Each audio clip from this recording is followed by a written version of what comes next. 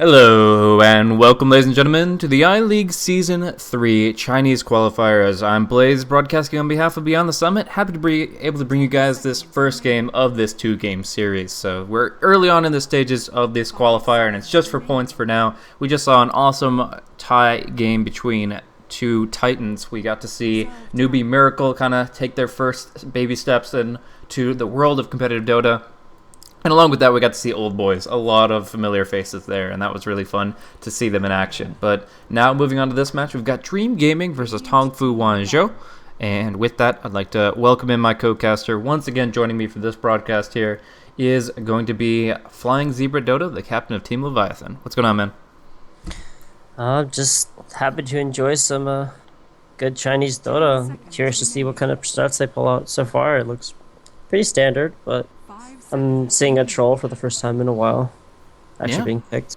Very intentional to let him slip through the draft here. I mean, just getting that opportunity. And it's actually a second pick, right? Yeah, Clockwork just got picked up. So that is a second pick troll. They prioritize not only banning out the Shadow Fiend and the Queen of Pain for their first, but they also prioritize picking up the Storm Spirit. So, I mean, sometimes you expect the enemy to ban out both of the OP heroes because you have first pick, but in this case they ban out Batrider, who in of himself is very powerful, and then they go for the Troll Warlord themselves. So they prioritize the Storm Spirit and the Skyreth Mage opener, and the Troll Warlord Lion slips through now with the Clockwork on top. It just feels like Tongfu.W are going to be able to bring in a huge amount of tempo that Dream Gaming are going to have difficulty contesting, but it was all put in place to try to solidify their mid lane, and we'll see how well the Storm Spirit performs. I mean, I feel like he really has to perform if they're banning out SF, Queen of Pain, and even letting the Troll through.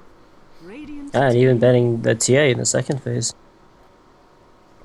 I want the matchup to go well. So much on this Storm, which is a hero that will pretty much always do well if he's not shut down super hard. He's almost always going to have an impact. Still, I mean, they've got the Hex against him, so even like a Yule Scepter or something isn't going to be your disengaged tool. They pick up the Skyreth Mage, which is another counter, and then you usually see the Yule Scepter picked up on Storm. In this case, he's going to just straight up need a BKB. So probably Bloodstone into BKB is what I'm thinking here, and Orchid does not really feel great this game. So yeah, I feel like this Storm just has to completely ball out of control. Because if you're picking up Silence, you're banning out opposing mid heroes, you're letting through Troll Warlords, and you still end up facing off against Alina, who's a really good mid, and Lion, who's a powerful support against the Storm. I'm just a little bit worried that Dream Gaming put too many eggs in one basket here to open it up. But, you know, they've got other lanes, of course. The Skyreth Mage and Juggernaut going to be able to do some good work here. We'll see what other support they want to select, or if they actually go for the offlaner. I mean, they know they're up against a Clockwork. So I'm a pretty big fan of Rubik here in this situation, but it might leave your team too squishy. Yeah, there's that, but Rubik is also good in this other scenario where maybe Dream want to aggro try and put the Storm safe against a Clock. It's pretty guaranteed to do well there, and they can pick a different mid if they feel like Storm might get shut down by a Lina mid or something. Just something that they could do. Rubik would add a lot to that try lane. Spirit Breaker's tough, though. I mean, they got the Lion, they got the Lina. Those are two heroes that can definitely stun him out. Lion a lot easier, but yeah, breaking the charge is going to be a critical thing for Tongfu.W when they're on the defensive here against the Spirit Breaker ganks. Where do you think they're going to lane? Is this an off-lane Spirit Breaker? 10 seconds remaining. I'm really feeling some kind of like aggressive, maybe dual lane or tri lane coming out. But of course that could just not happen, and they might just be like an off-lane breaker or something. I think it's either off-lane or like a support in an aggro situation. Penning the Silencer. Wow. This drafter is just taking it to the next level here. Sayaka is just saying, okay, well, we've got the most insane lanes, we've got some great early mid game, and we just don't want to be shut down as far as our spellcast go in the mid to late. Is there any other reason for the Silencer pick? Is it like a hard counter to anybody here? Maybe their next pick is something they're worried about, getting countered really hard by it. Maybe they're looking for like a Phoenix or something. I don't know. I mean, it could be good. I mean, they're looking for another support, so if you already had the line to start things off, Phoenix can follow through with good slows and damage output. Would also really inhibit the Juggernaut and Spirit Breaker from what they can do. But, I mean, you could just go for more stun. I mean, you've got so much in your favor already, and you're looking to control Juggernaut and Storm Spirit. I wouldn't see why you wouldn't just kind of pile on the stuns. They are lacking a little bit in right-click, but I feel that the damage they're going to get from the Agadim's Lina and the Troll Warlord is going to be sufficient. Yeah, it's possible that they're just looking for like a big team fight hero, and they don't want that team fight to be shut down. They want to have that advantage.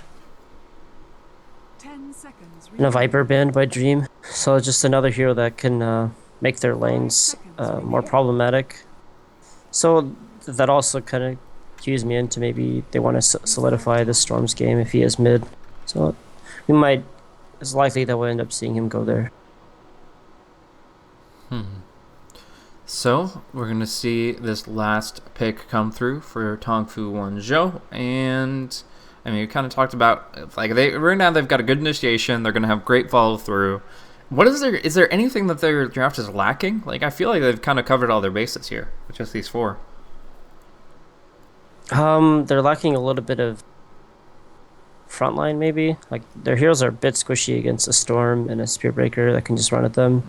Even the Sky can run up and silence somebody with that cover. Would you maybe go for a Disruptor here as your second support? Maybe Disruptor. Maybe something like a tree wouldn't be too bad. Sure. Just to give you some tankiness, slow it down, dream a bit. But it might be a little too passive. Ooh, whoa. So we've got a support Lina. We've got a core Evoker. And that changes things a lot, actually. Exhort or Wex are you feeling?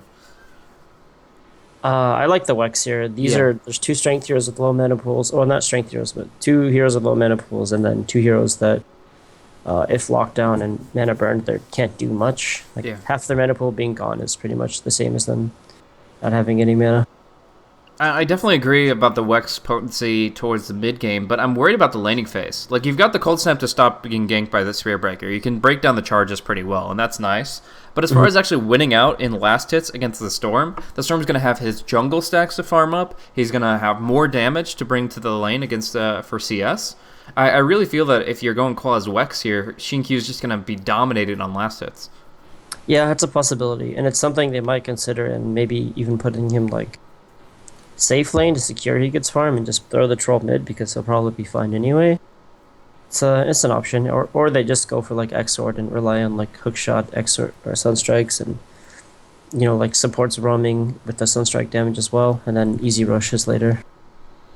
Yeah, so we'll have to see. Obviously, the Sunstrike Cogs is a classic combo, but Exort just doesn't seem as popularized these days.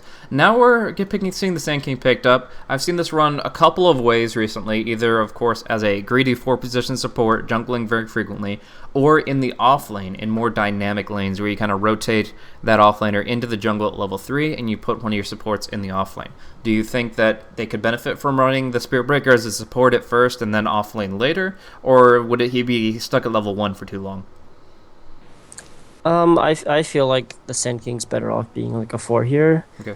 Well, at least starting as like being in the jungle or roaming, and then he's probably gonna be ahead of the Spearbreaker and farm later, if everything goes well.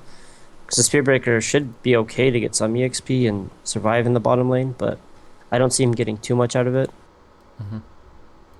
But I think that's ideal for their lanes. So, we'll see the start off here. It's pretty clear-cut lanes coming in from Tongfu.W. The only question is the Invoker's skill build. But on the side of Dream Gaming, they have some flexibility. They have some dynamic potential, and we'll have to see how quickly they start off. We're definitely going to be seeing boots for Sand King, though. The Demons is going to be playing kind of a 5 position here, and so either the Spearbreaker or the Sand King will be prioritized both above him, or actually both of them will be. But, yeah, beyond that, we're seeing the movement early on. An awesome Red Panda Courier coming out from Demons. That's just awesome. That's a classy guy. But yeah, let's just talk about this Juggernaut top lane. I mean, the Storm Spirit mid, no tally start, pretty standard stuff here. I don't think this is anything surprising. But how are overall, which draft do you favor going into like the early mid game? I personally think that DG's lineup is a little bit stronger, just because I'm not sure how this Invoker is going to function yet. Where I'm pretty confident that DG's heroes are all pretty strong. They're going to work out pretty well if they get rolling. Yeah, definitely a lot of snowball potential. Just a couple of kills can spill into a lot, and they're really good for punishing mistakes too, right? Like they can, if you're farming by yourself, if you're overextending just a little bit, these heroes will be on you in a second, and they can really just the minor misstep, 100 units difference between a safe position and a vulnerable one, they'll be able to capitalize on that very quickly. They've got a lot of range of initiation, especially when that Blink Dagger does come through. But they're going to cover up the top rune for now. Bottom rune, Spearbreaker, I'll just keep an eye on it, but it looks like it will go to the way of the Invoker. And I actually haven't seen much Invoker since Bounty runes were instituted, but it seems like a really good rune to have on this hero in particular. Yeah, getting the quick level 2 is always nice on Invoker. Yeah, halfway to level 2, a bonus 100 gold. The boots will come out pretty quickly as well. He's got that null tally start with the branches. Like, he's actually going to have a great start. I was worried about him, but Bounty Rune is so good on him that I actually feel like he'll be able to duel with the Storm Spirit to a decent degree. And with a little bit of babysitting perhaps from Sayaka, the Storm could even be forced out. So although a lot of the draft from Dream Gaming was emphasizing Jixing getting just a clear lane, with the Exor build, I actually think the Invoker has a lot of potential to just win out hard on CS. Yeah, he's already doing a great job in the Storm Mist, his first 2 remnants, so it's a pretty big deal for him. So who's going to be more involved in the first 15 minutes? Are we going to see more Ball Lightning ganks or more Sunstrikes just committing to the other lanes? Obviously, one's more convenient than the other, but I feel like the Jixing's probably looking to get pretty involved. I would say that the Invoker is more guaranteed to be involved. So bottom lane, actually, we're going to see the Light Strike Array here. Not going to be enough damage against the Spearbreaker since he does have a lot of HP, but already going to force maybe an early stab from him. I mean, one change that happened, I guess it was when they did the damage type rework, but the pure damage of the Invoker Sunstrike now goes through magic immunity. So even spinning inside cogs won't keep you alive from that. Is that a play they can make against Juggernaut? Yeah, it's a really good point, actually. Something I didn't think of in the draft, but it's something that can definitely net him some solo kills, which could be huge. Boots already up on Invoker. And the other thing that I really like about Invoker here is whatever build he goes for, he'll have Cold Snap invoked, and that will stop Spearbreaker from charging no matter what. As long as he keeps that skill in reserve, keeps that off cooldown, he'll always be able to stop a charge on mid, and that's very important. Unless, of course, he's silenced from the Skywrath, and then you have bigger problems. Yeah, I'm kind of curious to see if he's going to go for some Yule's comboing build or a Force Staff typical build into maybe a Necrobook, starting with a Midas, of course. I think there was actually some kill potential if Bingo had a battery assault or at least 1 point in it. I think that actually he could have killed the Sand King there. He got a haste rune. The Sand King had just exhausted Burrow Strike to try to claim the haste rune, so that could have been an easy Cogs battery assault and then the Invoker Sunstrikes, and that should have been first blood. But he goes for this build, and I've watched Capitalist stream a lot recently, and every single time he goes offline Clockwork, which is most of the time, he goes for the 0-1-2 build. And mostly it's just for range CS with the Rocket Flare. You're not really harassing or scouting very frequently with it. It's just to get a few extra last hits. But we see right now he's only got 3. So do you feel the kill potential of Battery Assault outweighs the CS potential of the Rocket Flare? I mean, that's something you don't really predict, that you're going to get a haste rune and their support's going to overextend and you're going to get a kill opportunity. Yeah. So in that sense, I think this is the right build because it's more guaranteed that he's going to have a decent laning phase, whereas getting that point in Battery Assault this early could just be doing nothing for a long time. Yeah, now we're going to see the Smoke Burrow Strike connect, but they've already exhausted a lot. They're going to have to connect with the spin, but Cogs comes through first. They just don't have everything working out, and actually almost killing up the Sand King. The last right click for the Lion does it. That 2 armor hero, and the Rocket Flare does its damage. Actually works out, does connect them with a kill in the end. It's not your first blood. That was down bottom. Just a good 3v1 convergence against the Spirit Breaker. And yeah, he can't really get back on the lane. He got hit by a Light Strike Array there. That's just something that you can't allow to have happen. So he's kind of stacking for the Sand King, and he's going to go ahead and maybe start charging lanes pretty soon. And in fact, he's charging down bottom to try to get experience there. Yeah, the one thing about Troll that you think you're ready to deal with a Troll with you pick some Magic Burst or something, which is pretty good against him. But some people just forget the fact that his laning phase is just so strong. That's the one thing about Troll that I think is a bit overpowered, is that he's strong at all phases of the game, whereas most heroes have a weak point. He's strong in his lane. He dummies most heroes, like one-on-one even. And then he's still good in the mid and late game.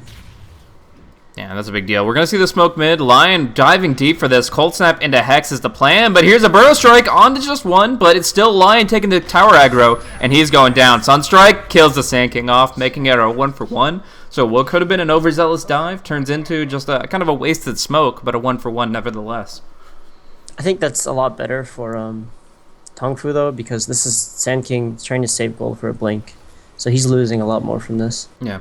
Especially since it's still level 1. Yeah, and the Lion has actually found success here, right? Like, the Lion is actually 1 kill, 1 assist, and yeah, it's just been overall, he's been involved, he's been building himself up, he's been rotating well. The Sand King hasn't really found anything positive just yet, just minimizing losses, but until he starts really getting the level 3, he's not going to be able to tap into those jungle stacks we were talking about. So really needs to emphasize experience, and that means every kill has to be successful, or he's just got to sit and pull the wave up top. Something interesting is that this Invoker is opting to skip the Bastion. He's about to get caught on, actually.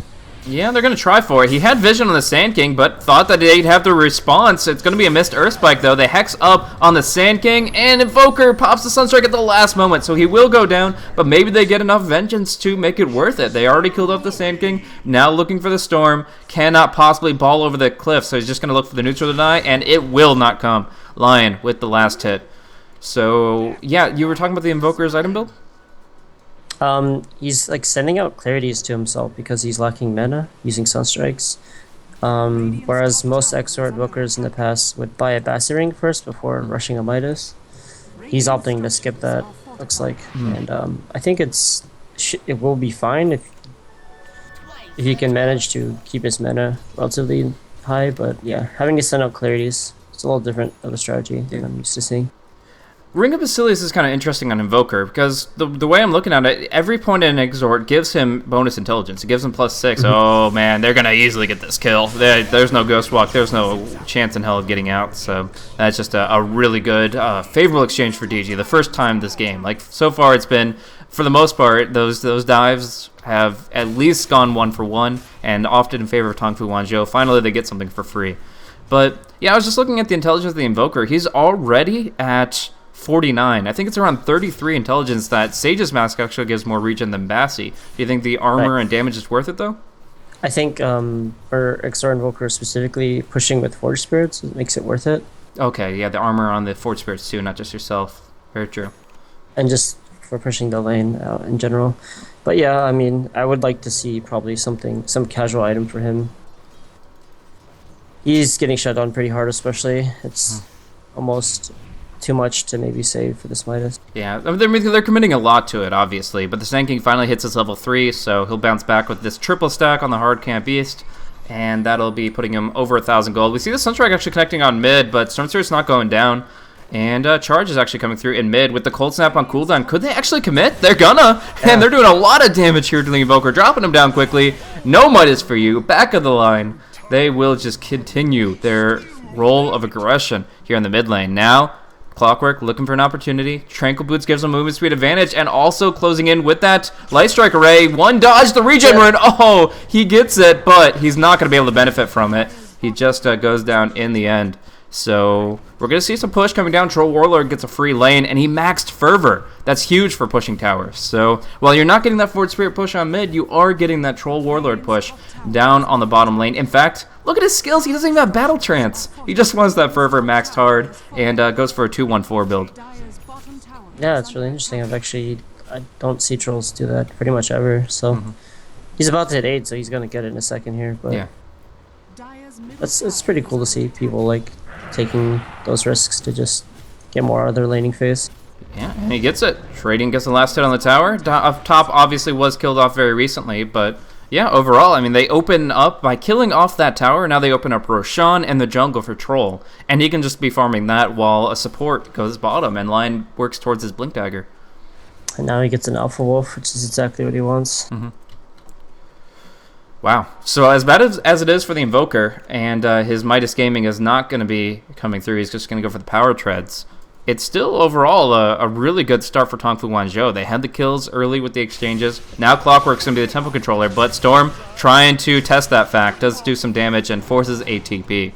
But if Storm's being aggressive in mid, and so perhaps the Spear Breaker, this leaves Lion to be free. Like, usually when you rotate your Troll to lifesteal and farm the jungle, and you put your support, your lowly level 4 or 5 support down bottom, it's easy ganking. But since they're focused on heroes like Troll Warlord and Invoker, Lion's actually going to get a free Blink Dagger, essentially, down bottom. Like, it's space created for him, and at about, like, 14 minutes in, he's going to be very involved. Yeah, we'll see if he can actually finish it up. He might opt to just go start roaming at 6, which it looks like he's doing now. Just because he probably feels like he has to be doing some things on the map. Sure. Especially with the clock hitting 7 as well. Having his hook shot up, you can actually make a lot of plays with them. I can definitely understand the value of the potential double ulti ganks, but I'm also considering the fact that there's a Sand King constantly farming the jungle, and you kind of have to just go for a nuclear arms race with those Blink Daggers so that you can respond to the Sand King initiation with something big. And I feel like prioritizing the Lion Blink would enable you to do that, but if they find kills, he can find farm that way as well. And it looks like down bottom there's going to be a pretty solid smoke gank. Like, you can get your Sentry Ward down if you want, Skywrath, but in the end, they're making their move. And it looks like it was towards bottom, then towards mid, and now completely undecided until Juggernaut showed himself. So now we'll see the opening. Hookshot, Hex. All they need to do is get the Hex on the Juggernaut, but for now they'll go on Sky. And spin TP from Jug. Good response there. As soon as the hookshot's on cooldown, spin TP is a no-risk escape, and they just end up losing the Skywrath for the smoke. So with that, the Clockwork farms the lane. He'll get some durability, and the Lion most likely stacking the jungle for the Troll. I think they're going to look to gank again. They still have their Finger Laguda combo up. They want some more. But how do you catch anybody? I mean, the Storm Spirit is going to be on the front. We already saw the Juggernaut. He's looking to spin TP out of anything that heads his way. If you're not smoking, I feel like it's almost impossible to find just an opening walking up to the lane. Right. Well, it's about to hit nighttime, but yeah, a smoke would be ideal, especially since there's pretty good chance that there's a lane ward in the top lane and in the mid lane at this point of the game. So I'm not sure if I think they're just planning to sit behind their cores mostly, but around the second night, I think they'll start looking to get kills as well. But look at AO on the Sand King. He's got his Blink Dagger up already, and he's going for the Sandstorm build, which is actually much more damage efficient when it comes down to using your Blink Dagger. When you're just jumping in, if you get a good Sandstorm off, oh man, it tears through people quickly. But of course, you do have a couple of ground target disables. You've got your Earth Spike, Light Strike Array, the Deafening Blast later, but the cogs for now can even knock back. Troll will smoke in to the pit, and this is a good opportunity if Dream Gaming can somehow discover it. But for now, it's going to be that dual gank you were talking about, not even needing the Laguna Blade, just the Finger of Death to get the kill, and that creates space for the Roche. So although there will be maybe a small skirmish on mid, as far as the Roche going down, I don't see it happening. Like, they would have to epicenter the pit now, and they just don't have the intel they need. So Roche goes down in favor of Tongfu, and the Mask Manus Juggernaut doesn't pick up that resource for himself.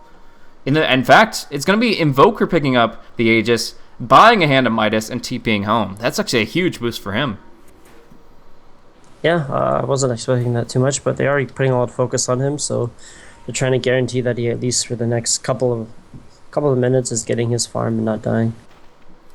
It's a great spot for him to be in. It looks like kind of a pseudo invasion of the jungle will come through for Dream Gaming, but they have to watch themselves. There is Observer Wards watching on the high cliffs. So at least for now, it's just going to be kind of a push down mid, and that's generally what you do with the Aegis. You send one person to farm and efficiently 4 people to push through, and you still kind of have 5 heroes with the extra life on one.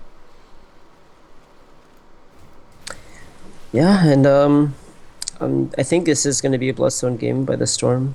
The Breaker might actually be going for a Blade Mail. I think it's pretty good for him against these heroes. Oh, he's actually Nether Striking here onto the Troll. You send somebody to farm solo, that's all well and good, but unless he gets a lot of luck from the misses, no. The right clicks come through, and he does go down. So just a Blink Burrow and the Nether Strike from the Spirit Breaker. They do get a very important pickoff, the 7k net worth Troll. In the meantime, Cliff is popped as that push comes through on mid, and Skywrath, watch yourself, man, you might be hooked.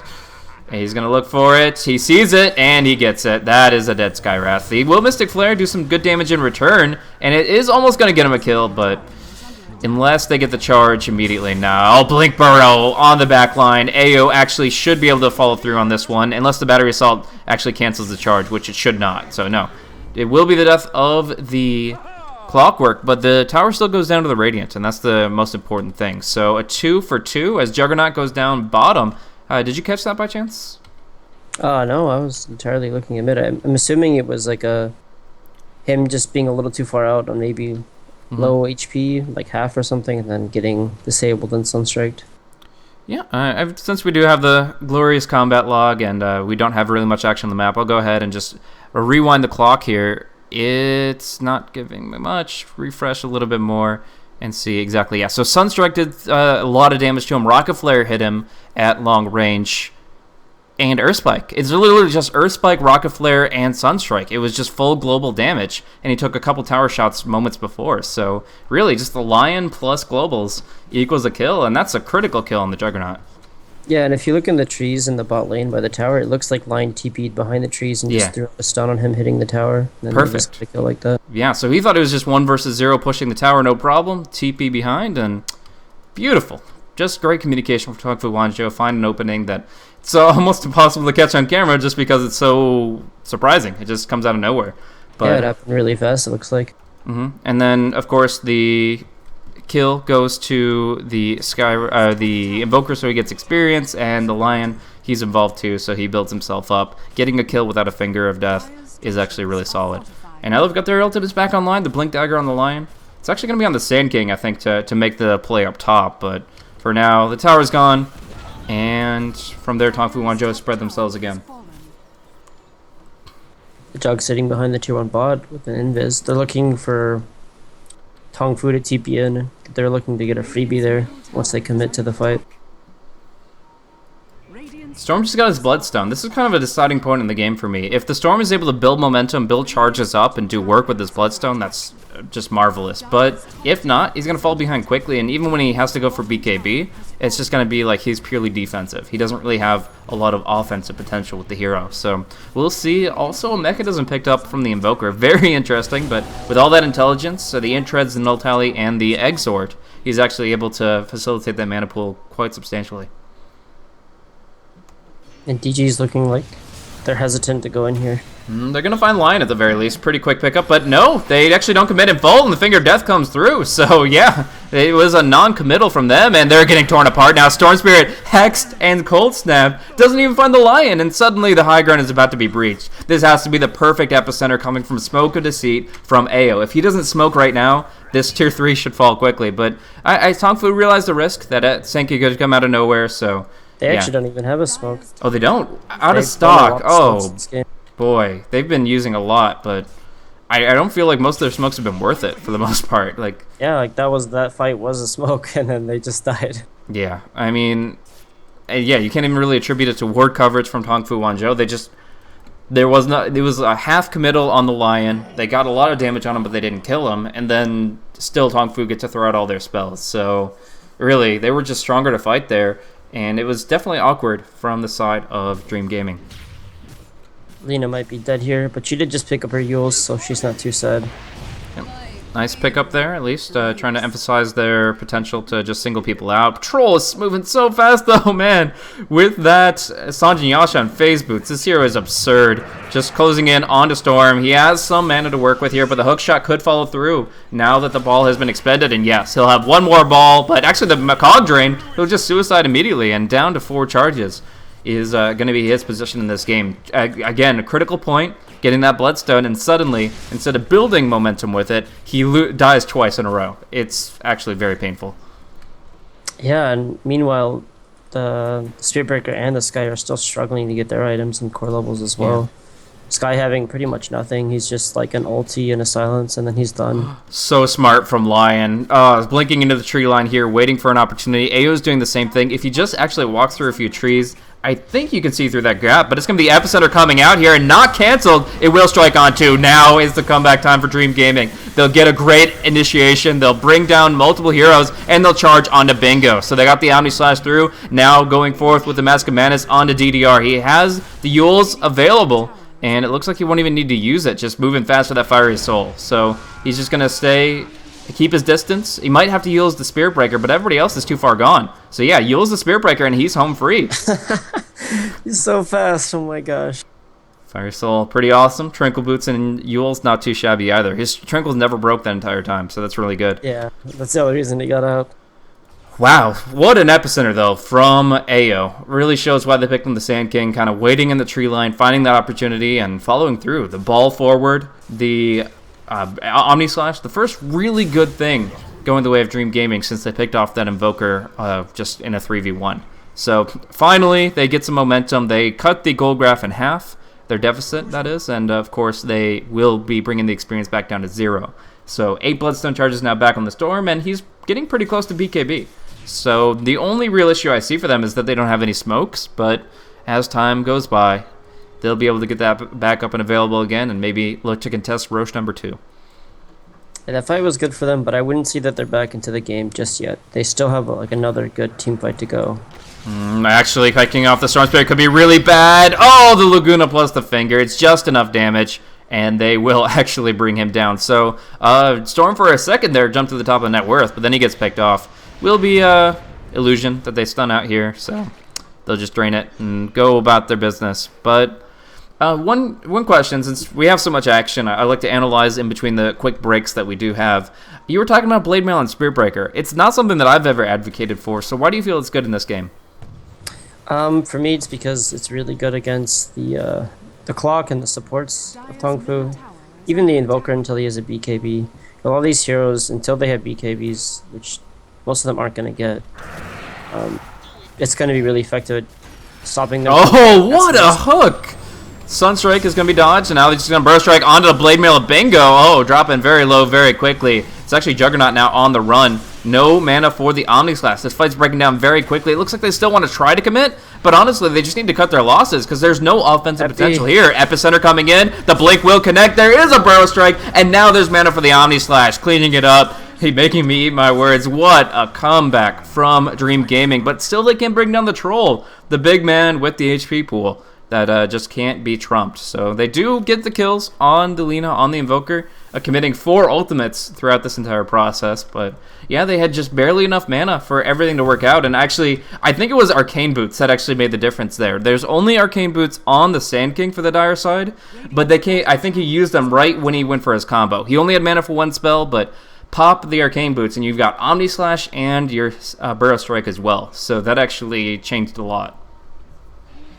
Yeah, and I don't know if you noticed, but there was this weird, awkward ring around the rosy between the Troll Centaur was actually chasing around the Sand King after the hook shot, and he just was running around the trees in this area, going up and down, and eventually the Centaur couldn't keep up, and he actually got his epi off, but the Troll was actually looking for him the entire fight. Really? That's looking to stun him out of the epi. Yeah, or even just right click to cancel the Blink Dagger. I mean, anything would do. So it's really smart of the Troll to try to keep that objective and try to deny that initiation. But in the end, AO proves successful and sets up some really good kills. So now he is 2, 3, and 9, pulling forward really nicely in terms of his team presence, contributing to 11 of the 14 kills.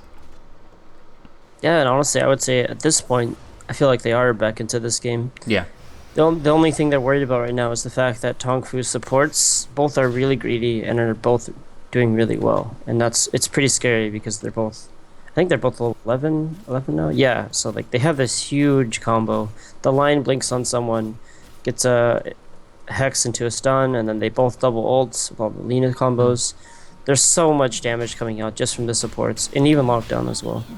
This Roshan could be a very defining aspect of how the game plays out. If they let this go uncontested with their Epicenter on cooldown, then that would be a huge problem for the side of Dream Gaming. But it looks like it's not going to be an option right now for Tongfu Wanzhou. And Hookshot actually missed on bottom there. They were looking for the pickoff onto AO, but he'll be able to keep mobile with his Blink Sparrows and such. And no hook successful. If they killed the Sand King there, that would have been pretty much Roche, because he doesn't have buyback. He has the Epicenter, their team fight tool. So at best, it could be a Roshan snatch.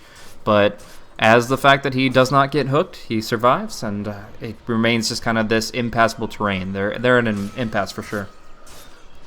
So I'm curious to see what Invoker's next item is going to be. I wonder if he'll just go straight for a BKB, another like defensive survivability item, or if he'll finally get an aggressive item like a Hex or a Yule's, maybe even a Blink Dagger, which is like a little bit of both worlds, best of both worlds kind of thing.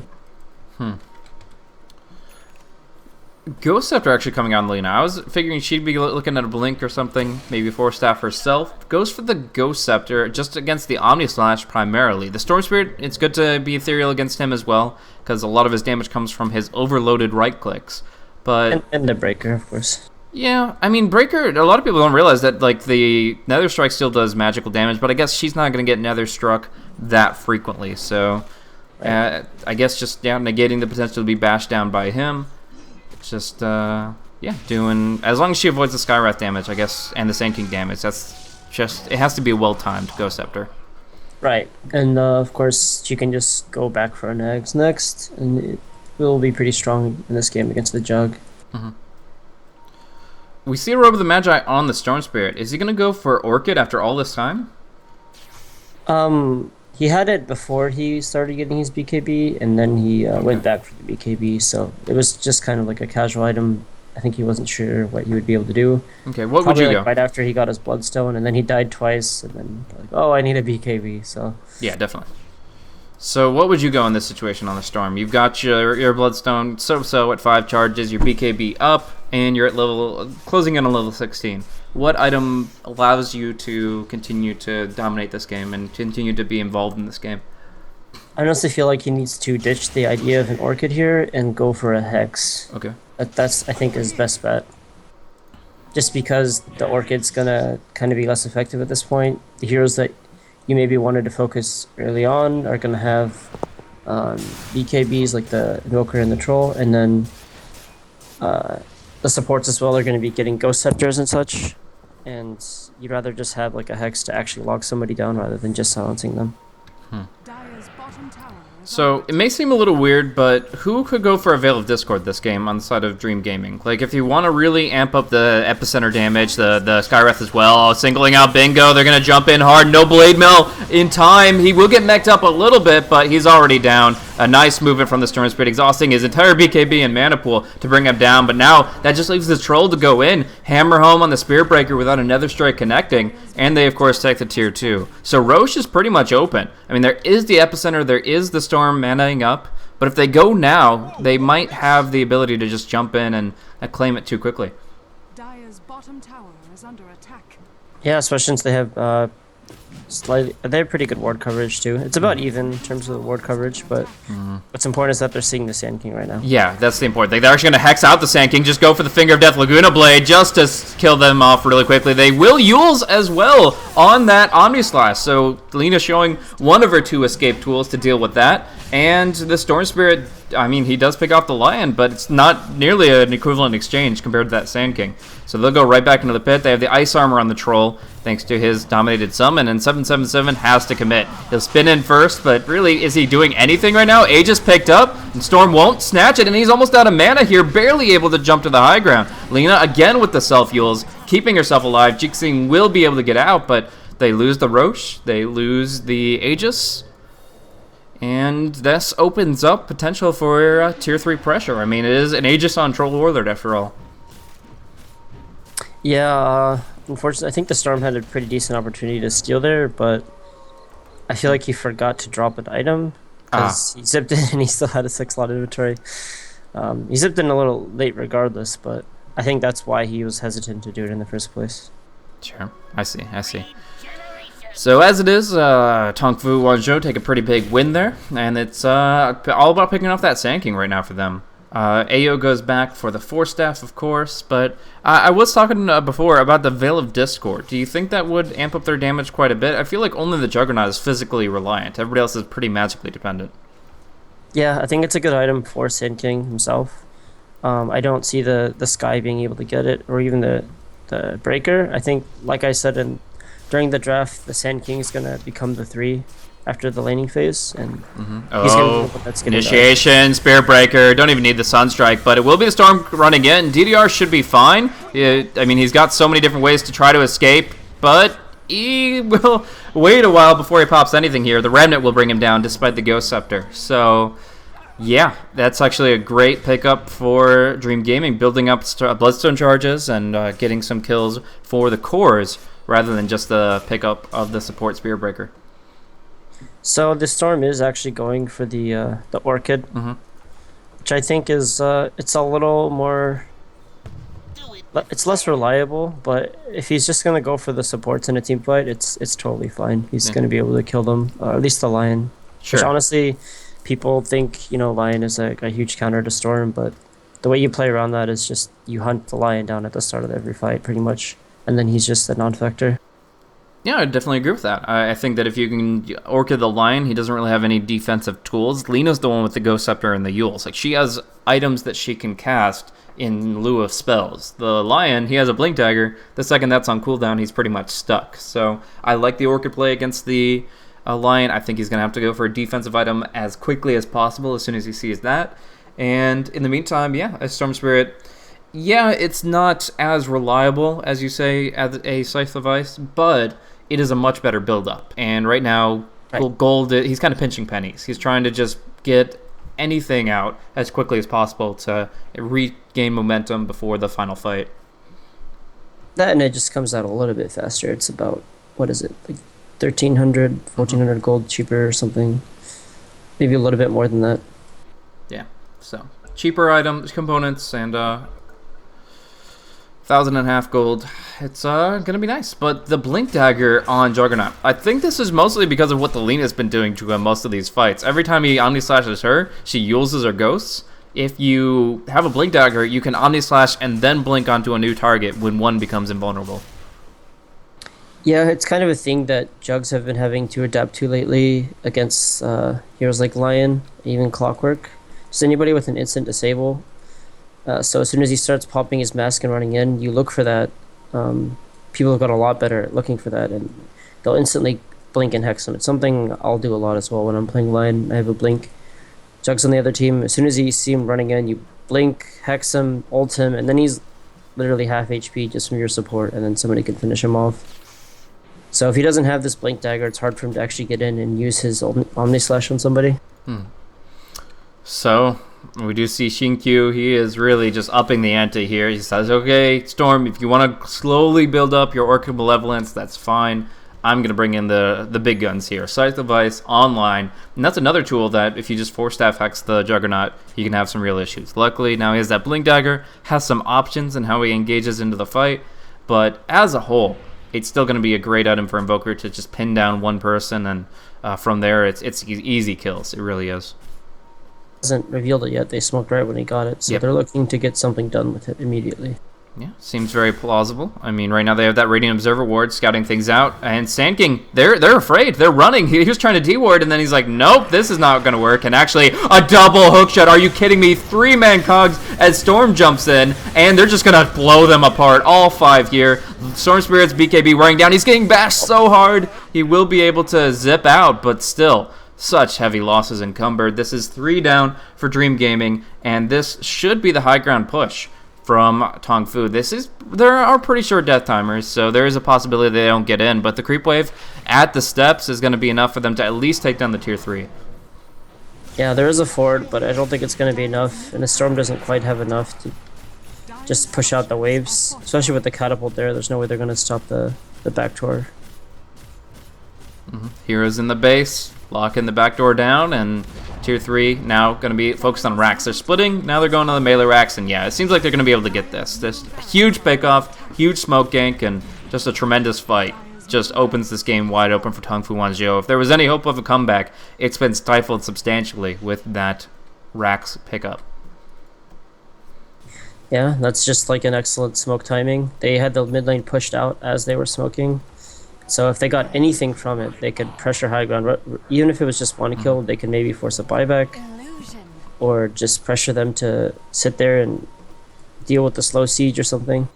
Yeah. It's also one of the strengths of the Troll plus Invoker, is Invoker's packing a lot of right-click damage, and the Troll enhances that, so essentially you're able to push down towers without any Necrobooks. Like, usually you see Necronomicons to enhance Invoker's potential to push down lanes, but here he can go for the teamfight utility, Mech, Force Staff, Scythe, and still pack a ton of damage thanks to the Battle Trance.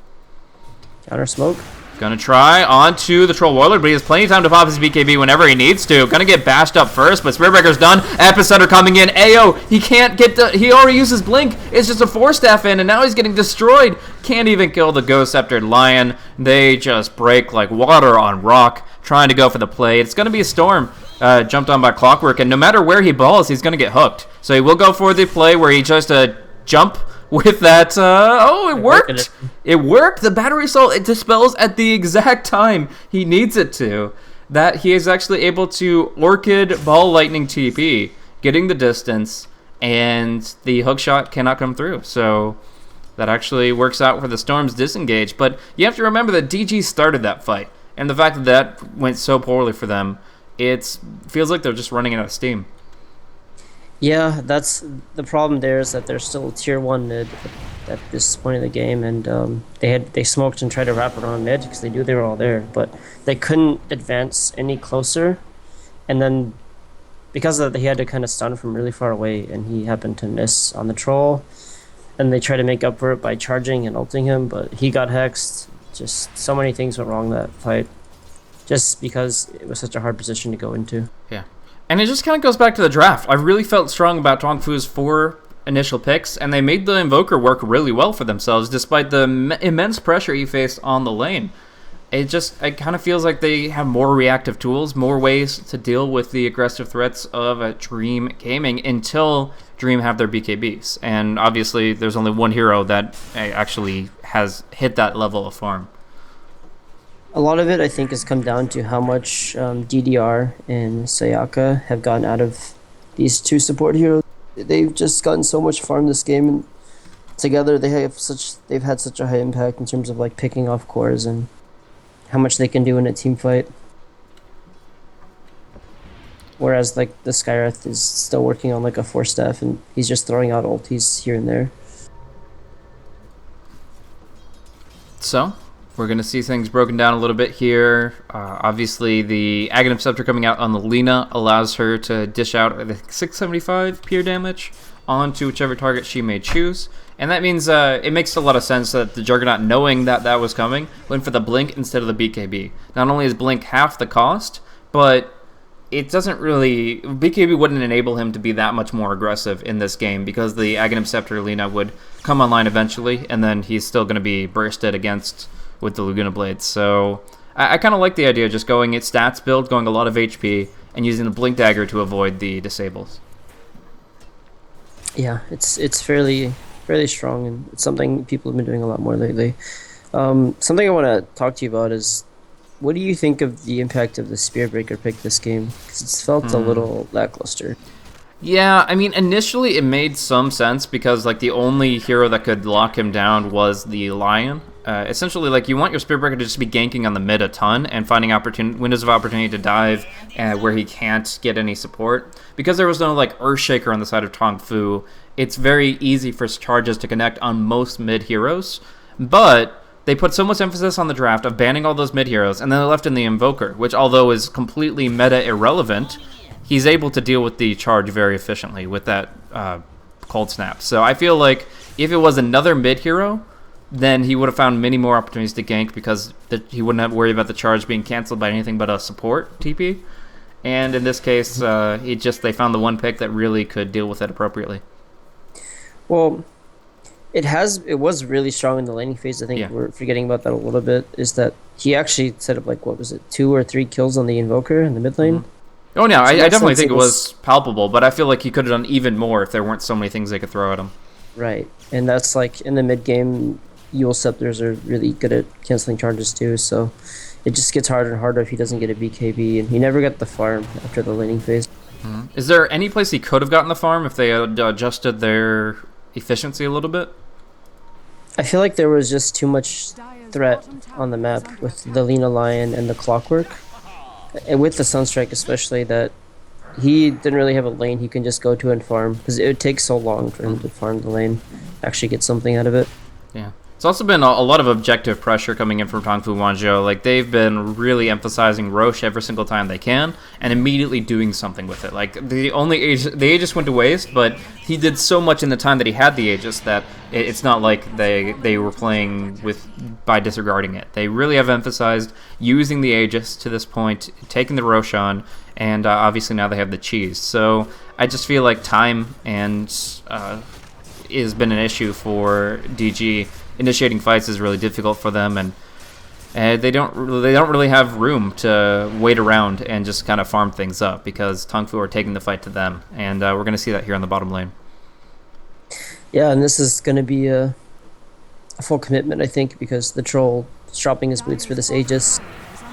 Oh, gonna go for a good burrow strike ×2, but just trying to disengage as they can. Cold Snap now on cooldown. The Omnislash comes through onto 2. BKB won't help, but Juggernaut's just not hitting that hard yet. No Abyssal or anything, so he'll just get Laguna in his retreat. And Bingo holds in 2 on the back line. Wow! Great damage as the Troll blinks forward, and the Invoker helps out as well. There's gonna be an Epicenter, mostly just hitting on the Clockwork, and it doesn't even bring him down, as he's just engaging and TPing home. So the Skywrath goes down. Nice zip in from the Storm Spirit, buying back as best they can to try to hold this position, but the Spirit Breaker dies next to the fountain, and Jixing gets caught out right on the front line. That's their last legs, that's the GG, and that is game 1, going the way of Tongfu.W. Yeah, just really well played by them. So overall, I mean, Tongfu.W, they had a really good draft. They were able to execute, if not in the mid lane early, then the safe lane, and then they were able to kind of build that up with some really good support movement, like you were talking about. Is there anything that DG should keep in mind for the draft going into Game 2? Maybe just being a little more conservative with their picks. I mean, maybe if they think this will work for them again, they can try something because it felt like a little like they were reliant on snowballing this game with the Breaker and the Storm, and then the Skywrath to like help that happen with the strong laning presence. But when that didn't happen, things kind of fell apart for them. The Breaker never got his BKB. The Storm was like a little slow to get going. The Jug never quite got his damage, and the Sky was relatively low impact to that game as well, after the laning phase. Going back to phase 1 of the draft, they picked up Storm Spirit and they did not ban Troll. They had first pick. Do they just, now that they're second pick most likely, should they just ban the Troll? It's that, or maybe they try to get it for themselves this time, and maybe they rethink what's the strength of the Troll and the strength of the Storm. Right. Because they put so much priority on that Storm, right? They banned so many heroes to make sure he had a good time mid. And in the end, it doesn't work out. But guys, we're going to be going into Game 2 here very shortly here. Dream Gaming going to try to get some vengeance and even the 2-game series up to a 1-1 draw. But in the meantime, Tongfu.W, they're looking to close this one out. So thank you so much for tuning in. Once again, this is Blaze, broadcasting on behalf of Beyond the Summit. I'm joined by FlyingZebra. Look us up at Blaze Casting and FlyingZebra Dota. And we're going to be going into Game 2 very shortly. Stay tuned.